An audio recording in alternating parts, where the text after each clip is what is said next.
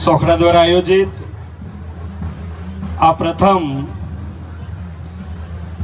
11 મીઠુડીઓના દીકરીઓના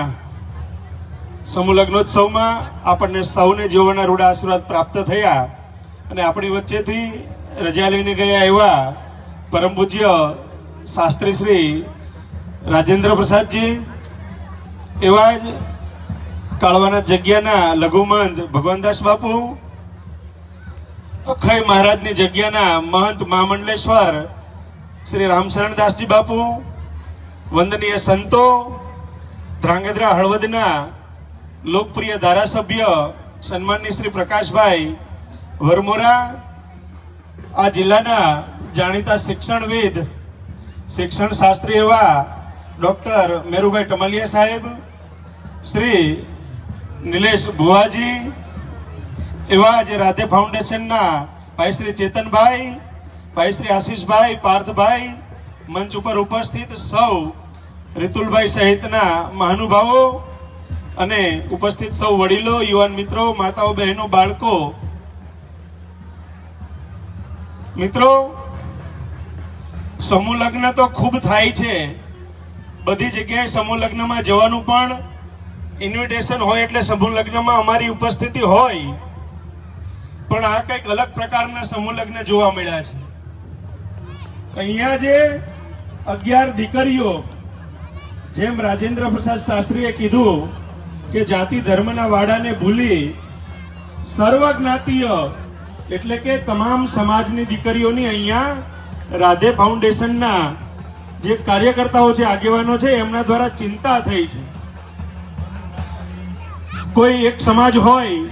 એ પોતાના સમાજના તો સમૂહ લગ્ન તમામ સમાજો કરતા હોય છે, પણ જ્યારે તમામ સમાજની ચિંતા કરી, તમામ સમાજને ધ્યાનમાં રાખી અને સર્વજ્ઞાતીય સમૂહ લગ્નનું આયોજન કરવું એ ખૂબ મોટી વાત છે. અહીંથી કહેવામાં આવ્યું છે કે કોઈને કદાચ માતા નહીં હોય, કોઈ દીકરીને પિતા નહીં હોય, એ દીકરીઓને પસંદ કરીને અહીંયા આ સમૂહ લગ્નમાં જોડવામાં આવી છે. આ ખૂબ મોટી વાત છે. આપણી વચ્ચે આપણા જિલ્લાના લોકપ્રિય સાંસદ સન્માનની શ્રી ચંદુભાઈ સિહોરા સાહેબ પણ વધાર્યા છે, મારા વડીલ મુરબ્બી કાંતિભાઈ અને ભાઈ શ્રી મહેશભાઈ પટેલ, સૌ ઉપસ્થિત લોકો આપણી વચ્ચે પધારી ગયા છે. ભાઈ પપ્પુભાઈ, મિત્રો, ચેતનભાઈ આમ તો ગામના સરપંચ બન્યા,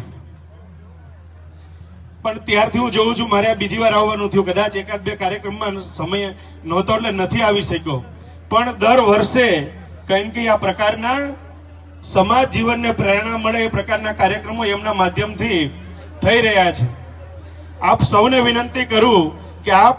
ભાઈ ચેતનભાઈ એમની સમગ્ર ટીમને એવા રૂડા આશીર્વાદ આપો